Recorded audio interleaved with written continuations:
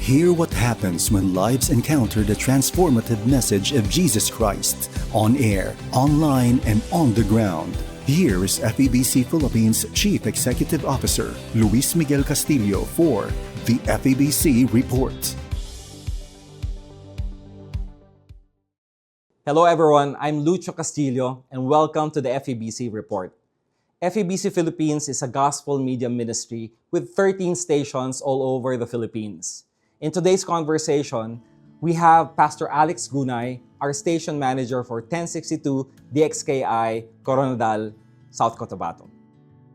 Hi Pastor Alex, it's good to see you again. Hello, Kuya Lucho. It's good to see you also. You know, Pastor Alex, I enjoyed my time there last December as we celebrated 61 years of DXKI serving the people in Coronadal, South Cotabato. Back in 1964, as the station started by God's faithfulness, and where it is now, how can you see God's hand in the journey of the station? The fact that the XKI is still here after 61 years, it's already a testament of God's faithfulness sa buhay ng istasyon. Ang mission natin ay nagpapatuloy in spite of a time when resources was limited. The future was uncertain sa mga panahong yon dahil nga masyadong limitado ang ating operation. But over the decades, South Cotabato has changed and communities have grown. Cultures have shifted and technology has advanced. Makikita natin na DXKI is still here and has remained faithful to its calling. Maganda yung title na kauna-unahang regional station ng Far East Broadcasting Company Philippines. Pero mas magandang isipin na after 61 years, it still stand strong because of God's faithfulness sa buhay ng istasyon. Yun ang consistency na nakikita ko over the generation, and it is not accidental. It tells us that God has been the one carrying the ministry forward, providing the people, providing the partners, the protection, and yung purpose natin, each step of the way.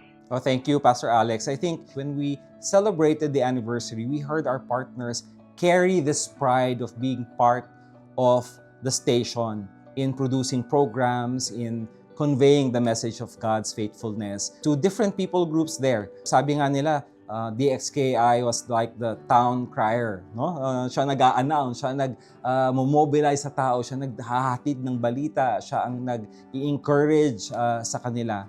And the station is called Your Friendly Voice. What does it mean to the people of South Cotabato today that you are the friendly voice there? Ibig sabihin ng friendly voice, ang istasyon natin ay approachable. It's a trustworthy station, and for many listeners, personal ang dating sa kanila dahil sabi nga nila, the station for them speaks gently and truthfully every day. In times that when people are overwhelmed sa mga bad news, mga pressure, mga loneliness, mga mental issues, DXKI offers something that is different, a voice that is willing to listen, to encourage, and to remind people that there is a God who is always present.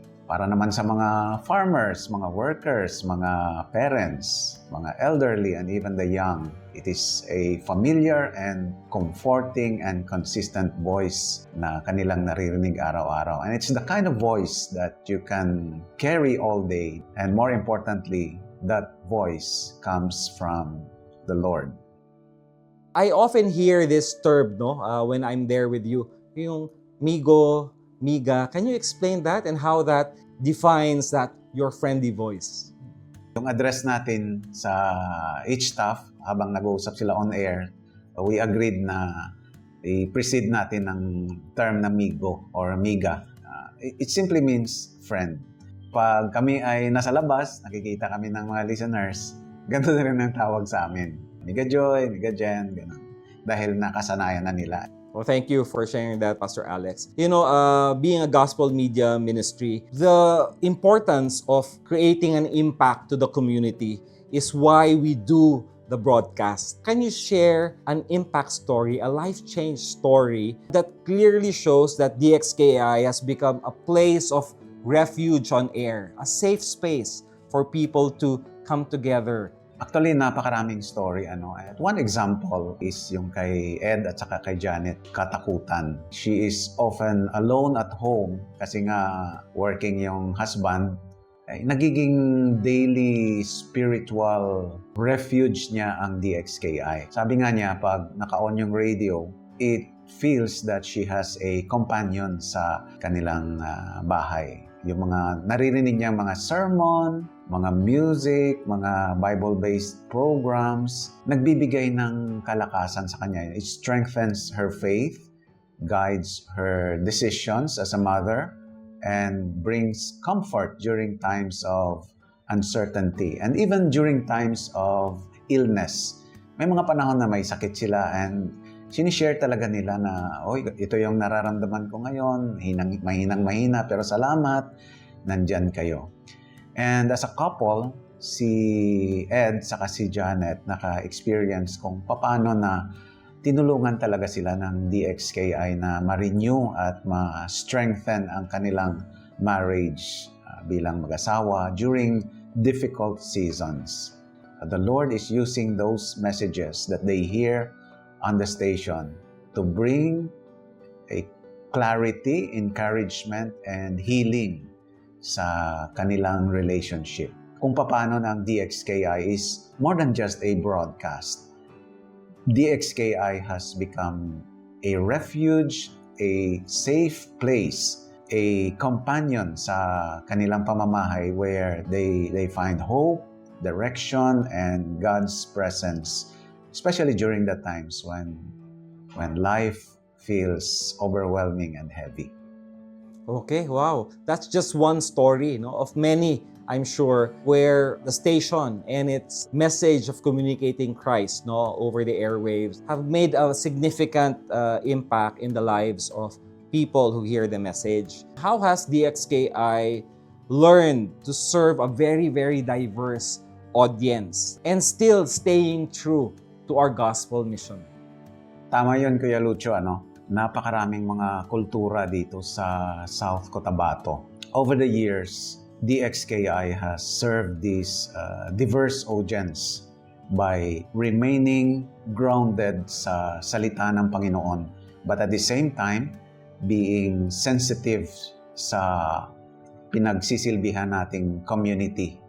DXKI communicates the gospel with humility, with respect, and love, while pointing everyone that we have hope in God, we have hope in the Lord. By addressing real-life issues and community concern, DXKI builds trust in the community that it serves dito sa South Central Mindanao, and through that trust, the gospel continues to reach the hearts of many people without compromise. Wow, that's good to hear. You truly have shared that you understand the people that you serve. You listen to them, you connect with them, you engage with them, and therefore we are able to build this partnership. We walk with them throughout the years that we serve there in Cotabato. 61 years might be, wow, that's 6 decades. But the road ahead, there's still more that the Lord is asking us to continue doing, in our gospel media ministry. So for you, as you look ahead, what is your prayer for our ministry there, for the station, and for the people that we serve and reach every day? Ang prayer ko sa DXKI is that the station will continue to be faithful and to be a voice for the Lord Jesus Christ in the years ahead. Yun naman ang ating pinakamisyon until all have heard. And more than anything, I pray that DXKI will reach more homes and more individuals who need hope, especially to those who feel that they were forgotten and feel that they are alone in their struggles. And may many more families one day look back and say, ginamit ng Panginoon ang DXKI to bring His Word into our lives and to change our story. You know, Pastor Alex, in your 38 years of serving in FEBC, when you look back at that, that's a lot of years serving the Lord. But when I look at you, I see the freshness, the joy of each day that you go and be with our team there in Coronadal. What can make you say that lahat nito ay all worth it? 38 years of serving. You are not just a worker dito sa DXKI, but it permeates your life. Long after na wala ka na dito sa DXKI, parang wala ka na nandito pa rin. Naging training ground mo ang DXKI. It has become your seminary, it has become your wilderness, it has become your refuge, and long after your life, sa pagkatapos ng service mo sa DXKI, madadala mo yun lahat. Thank you, Pastor Alex. You are a living testament of how the Lord moves. I had a wonderful time with Pastor Alex Gunay, our station manager at DXKI, Coronadal, South Cotabato. In these heart-to-heart talks, we really see how God is moving, drawing out the truths in the life of the station, in the community, and in the life of people serving in the gospel media ministry. Pastor Alex came to FEBC not knowing the Lord, and now here he is, for almost 4 decades after, serving faithfully. And that's the takeaway. God is faithful. 61 years, 38 years, the life of Ed and Janet Katakutan, the impact of the programs, and the seasons to come where God will continually move in reaching the hearts of people. Thank you very much for joining us in the FEBC Report. Thank you for praying for us. Thank you for walking with us. And so, take care, abide in Christ, and see you next time in the FEBC Report. That was the FEBC Report. Stay up to date and join the conversation online by subscribing to the FEBC Philippines channel on YouTube and following FEBC PH on Facebook. Learn how to partner in the work of communicating Christ in our world by visiting febc.ph/give. Thank you for your support in the ministry. Until all have heard.